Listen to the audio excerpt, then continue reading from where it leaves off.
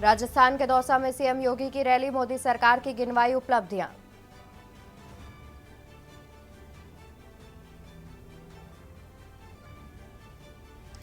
गाजीपुर में मुख्तार के परिजनों से मिले अखिलेश यादव, सपा प्रमुख ने कहा मुख्तार के साथ भेदभाव हुआ, जो छवि पेश की गई वो असली नहीं है।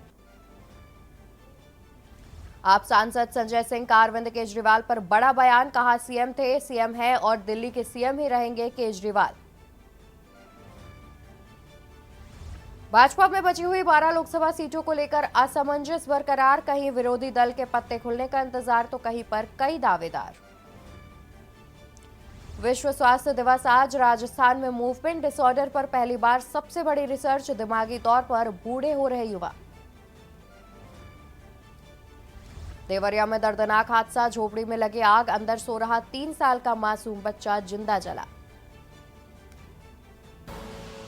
आप देख रहे हैं के न्यूज, खबरों का सारथी। नमस्कार, मैं हूं आपके साथ अवंतिका अवस्थी और हम बात करेंगे उत्तर प्रदेश की खबरों पर। खबर आपको फर्रुखाबाद से बता देते हैं, जहां थाना मीरापुर क्षेत्र के ग्राम कुरार में इंटर कॉलेज का शिक्षक धर्म प्रचारक निकला। जानकारी के मुताबिक ग्राम कुरार धर्म परिवर्तन कराते समय राष्ट्रीय स्वयंसेवक संघ के पदाधिकारियों ने शिक्षक को रंगे हाथों पकड़ा। अभी तक तमाम लोगों का शिक्षक शिव प्रसाद धर्म परिवर्तन करा चुका है। धर्म परिवर्तन का कार्यक्रम चलने की सूचना पर राष्ट्रीय स्वयंसेवक संघ के धर्म जागरण विभाग के जिला प्रमुख दिनेश सिंह तोमार ने टीम के साथ छापा मारा। इस दौरान शिक्षक के पास से 2 बाइबल, 3 ब्लैक चेक बरामद कर पुलिस को सौंपा गया। पुलिस ने शिक्षक समेत 3 लोगों को हिरासत में लिया और गहनता से पूछताछ में जुट गई।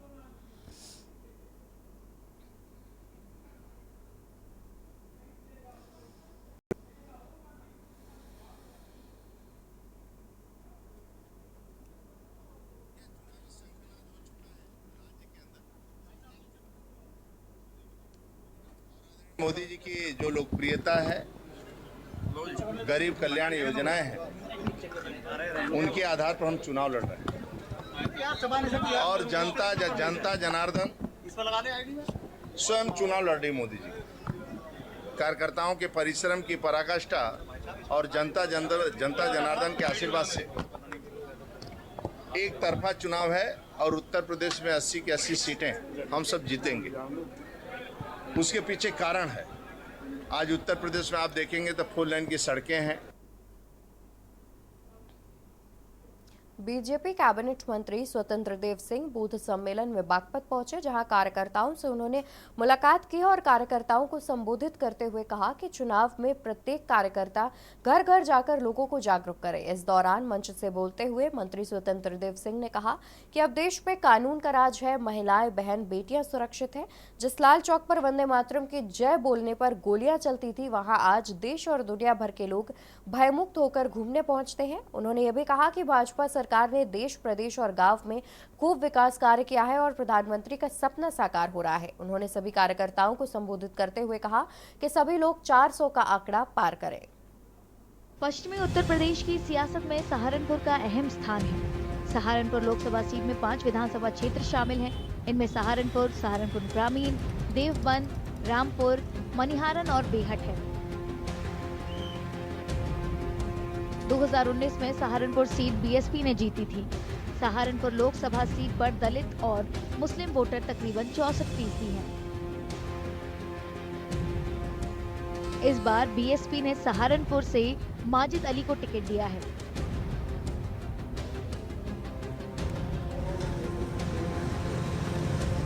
विपक्षी गठबंधन इंडिया की ओर पश्चिमी उत्तर प्रदेश की सियासत में सहारनपुर का अहम स्थान है। सहारनपुर लोकसभा सीट में 5 विधानसभा क्षेत्र शामिल हैं। इनमें सहारनपुर, सहारनपुर ग्रामीण, देवबंद, रामपुर, मनिहारन और बेहट है। 2019 में सहारनपुर सीट बीएसपी ने जीती थी। सहारनपुर लोकसभा सीट पर दलित और मुस्लिम वोटर तकरीबन 64% हैं। देखिए इस रिपोर्ट में। पश्चिमी उत्तर प्रदेश की सियासत में सहारनपुर का अहम स्थान है। सहारनपुर लोकसभा सीट में 5 विधानसभा क्षेत्र शामिल हैं। इनमें सहारनपुर, सहारनपुर ग्रामीण, देवबंद, रामपुर, मनिहारन और बेहट है। 2019 में सहारनपुर सीट बीएसपी ने जीती थी। सहारनपुर लोकसभा सीट पर दलित और मुस्लिम वोटर तकरीबन 64% हैं। इस बार बीएसपी ने सहारनपुर से माजिद अली को टिकट दिया है।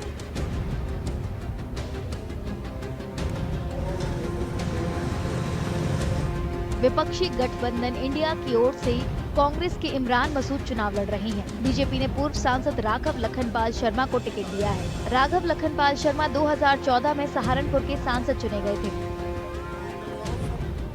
बीजेपी उम्मीदवार क्षेत्र में लोगों का वोट पाने के लिए केंद्र सरकार की योजनाओं और प्रधानमंत्री मोदी की अपील पर भरोसा कर रही है। हमारा मुद्दा हमेशा विकास रहा है।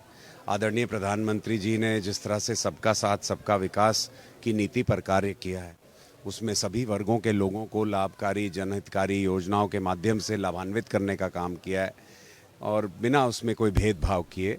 तो उसी के नाते हम पुनः फील्ड में जाकर लोगों से समर्थन की मांग कर रहे हैं और उनसे निवेदन कर रहे हैं कि इस बार मोदी जी तो तीसरी बार प्रधानमंत्री बनेंगे ही, साथ के साथ सहारनपुर की सीट भी हम जीते, यहाँ भी कमल का फूल खिले। कांग्रेस उम्मीदवार इमरान मसूद संविधान बचाने की दुहाई लेकर लोगों के बीच पहुंच रहे हैं।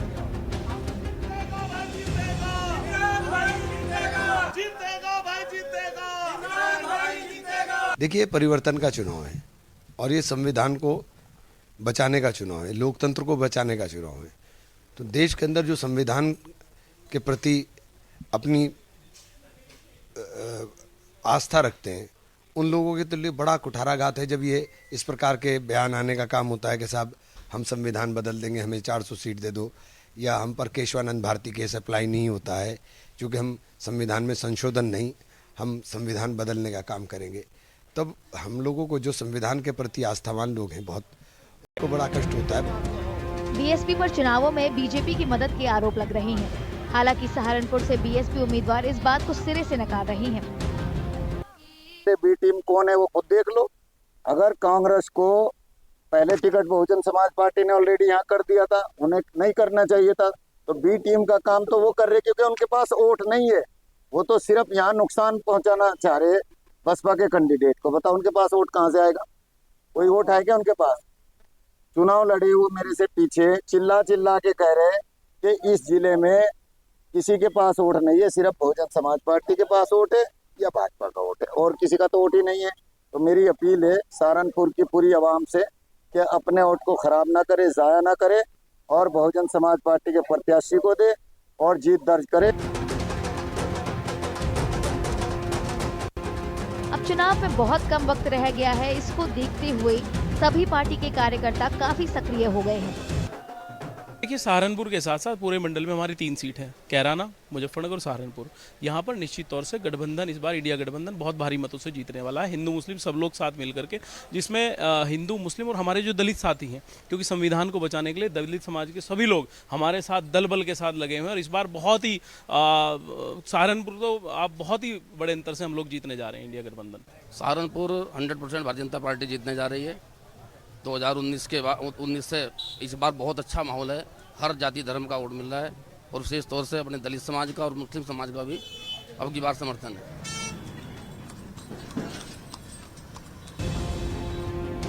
सहारनपुर में पहले ही चरण में 19 अप्रैल को वोट डाले जाएंगे, जबकि नतीजे 4 जून को आएंगे।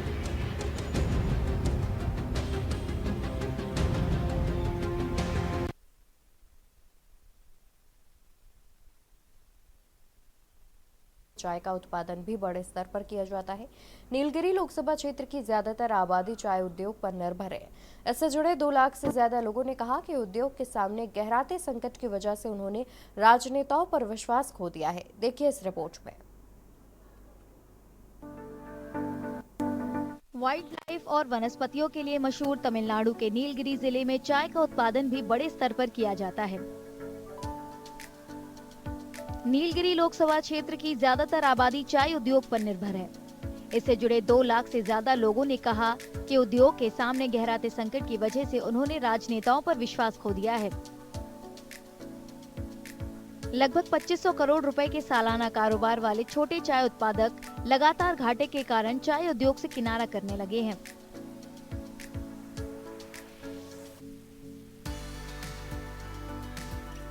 Before 95-96, we had a good we had good rates also for the tea. Now after that it's coming down little by little. So year 2001 when Vajpayee was there, when he was Prime Minister, we went, he gave us 2 rupees, 3 rupees support price also. That time we had a little bit difficult. So from then it's coming down every year.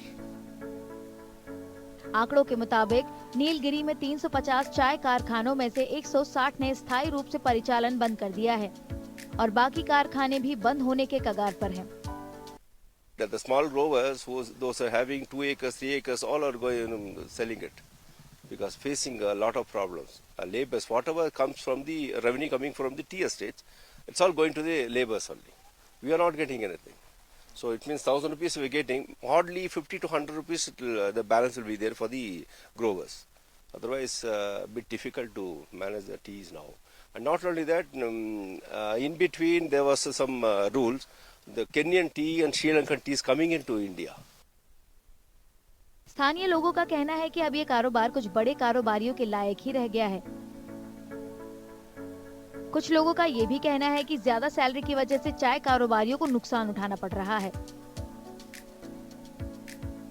See, more than 50,000 students in a year they pass out and they come from this agriculture background. So if there is a streamline where students are interested in various categories like tea, coffee and vegetations, all like this, they can get into the field as a project, so they can help the farmer to understand the technical parameters where they can help the farmers to improve the crop by giving an agronomical support. Nilgiri जिले में तकरीबन 65,000 छोटे बड़े चाय उत्पादक हैं। चाय की खेती, चाय की पत्तियों को तोड़ने, परिवहन और प्रोसेसिंग से हजारों लोगों को काम मिलता है। டீ ஃபேக்டரியில் வேலை செய்கிறது ஒரு நாளைக்கு 500 ரூபா சம்பளம் அவ்வளோதான். ஏன்னா காட்டில் இலை பறிக்கிறது, கத்தில பிடுங்கிறது அந்த மாதிரி தான். காலையில் 8:30க்கு ஸ்டார்ட் செய்யும், 4:30க்கு முடியும். 4:30க்கு லீவு ஞாயிற்றுக்கிழமை மட்டும்தான். பின்ன ஏதாவது கவர்மெண்ட் லீவ் இருந்தால் கொஞ்சம் லீவு தான்.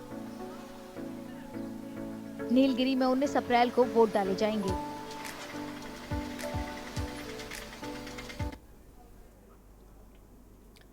उत्तर प्रदेश के अयोध्या में रामनवमी पर भारी भीड़ की संभावना को देखते हुए हनुमानगढ़ी मंदिर प्रशासन ने कई बंदोबस्त किए।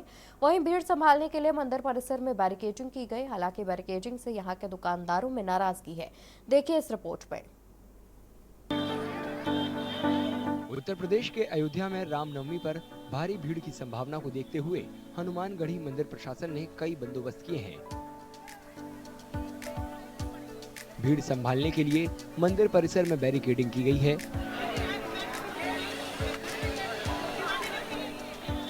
हालांकि बैरिकेडिंग से यहां के दुकानदारों में नाराजगी है।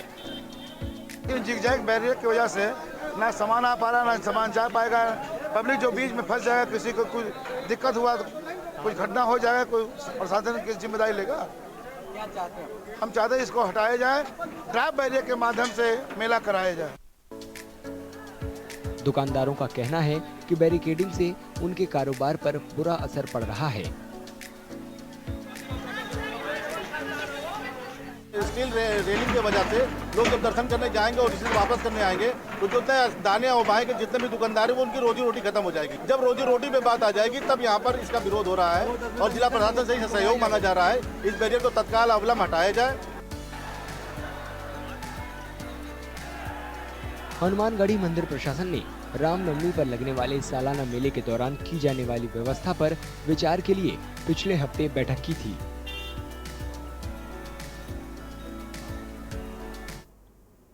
आंध्र प्रदेश के विशाखापत्तनम राष्ट्रीय इस्पात निगम लिमिटेड के स्टील प्लांट के लिए मशहूर है। आंध्र प्रदेश में विधानसभा और लोकसभा चुनावों में एक अहम मुद्दा बना हुआ है। देखिए इस रिपोर्ट पे। आंध्र प्रदेश का विशाखापट्टनम राष्ट्रीय इस्पात निगम लिमिटेड के स्टील प्लांट के लिए मशहूर है। आंध्र प्रदेश में विधानसभा और लोकसभा चुनावों में एक अहम मुद्दा बन गया है। तकरीबन 10,000 परिवार इस स्टील प्लांट से चलते हैं। इसके निजीकरण का मुद्दा इस बार चुनावों में काफी प्रमुख है।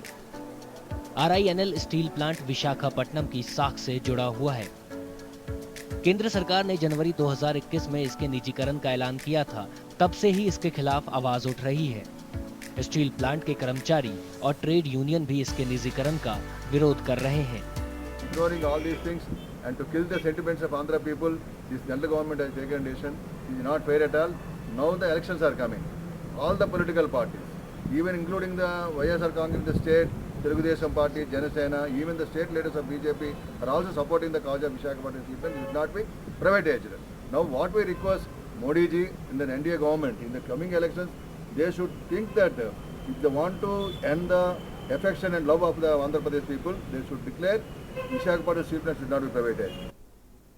भरत मुथुकुमिल्ली ने टीडीपी के टिकट पर विशाखापट्टनम से 2019 का चुनाव लड़ा था, लेकिन जीत नहीं पाए थे। वे भी निजीकरण के खिलाफ हैं। We are completely against the privatization of the steel plant. In the last 5 years, we've been a very vocal opponent. The current state government has been a mute spectator and inadvertently abetting this privatization of the steel plant, which is very unfortunate. And I participated in many protests. I've spoken with the employees, with the union workers. YSRCP की उम्मीदवार बोच्चा Jhansi Lakshmi Vizianagaram seat से सांसद रह चुकी हैं। वे भी निजीकरण का विरोध कर रही हैं।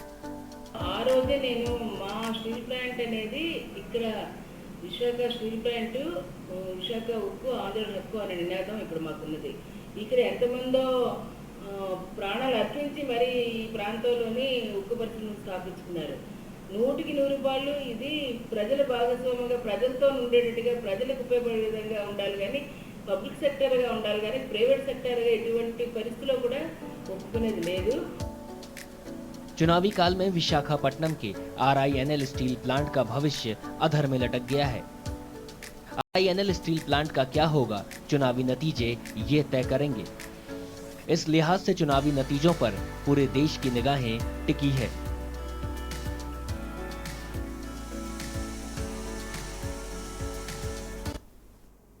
पाकिस्तान के बॉर्डर पर बसा राजस्थान का बीकानेर अपने किलों, मंदिरों और भुजिया के लिए जाना जाता है। बीकानेर लोकसभा सीट अनुसूचित जाति के लिए रिजर्व है। 2004 से सीट पर बीजेपी का कब्जा है। केंद्रीय कानून और न्याय मंत्री अर्जुन राम मेघवाल बीकानेर से 3 बार सांसद का चुनाव जीत चुके हैं। इस बार भी बीजेपी ने उन्हीं पर भरोसा जताया है। कांग्रेस ने राजस्थान के पूर्व मंत्री गोविंद राम मेघवाल को टिकट दिया है। देखिए इस रिपोर्ट में। पाकिस्तान के बॉर्डर पर बसा राजस्थान का बीकानेर अपने किलों, मंदिरों और भुजिया के लिए जाना जाता है। बीकानेर लोकसभा सीट अनुसूचित निर्वाचन के लिए रिजर्व है। 2004 से इस सीट पर बीजेपी का कब्जा है। केंद्रीय कानून और न्याय मंत्री अर्जुन राम मेघवाल बीकानेर से 3 बार सांसद का चुनाव जीत चुके हैं। इस बार भी बीजेपी ने उन्हीं पर भरोसा जताया है। कांग्रेस ने राजस्थान के पूर्व मंत्री गोविंद राम मेघवाल को टिकट दिया है। अर्जुन राम मेघवाल को उम्मीद है कि उनके कराए गए विकास की वजह से उन्हें जीतने में कोई दिक्कत नहीं होगी। देखिए, ये मेरा सौभाग्य है कि मुझे प्रधानमंत्री जी ने कानून मंत्री जैसा महत्वपूर्ण दायित्व दिया और ये सही है कि इस देश के पहले कानून मंत्री बाबा साहब भीमराव अम्बेडकर थे। अगर दलित समाज की बात करें तो मैं दूसरा ऐसा कानून मंत्री हूँ। इसका असर समाज में भी है और जो बाबा साहब के फॉलोइंग करने वाले जो नागरिक हैं उनमें भी है और इसका असर आपको चुनाव में भी नजर आएगा। कांग्रेस का कहना है कि 15 सालों में विकास के केवल वादे ही किए गए हैं। ये 3 बार जीतने के बावजूद भी आज पूरे बीकानेर पार्लियामेंट में कहीं भी अपना काम नहीं गिना सकते।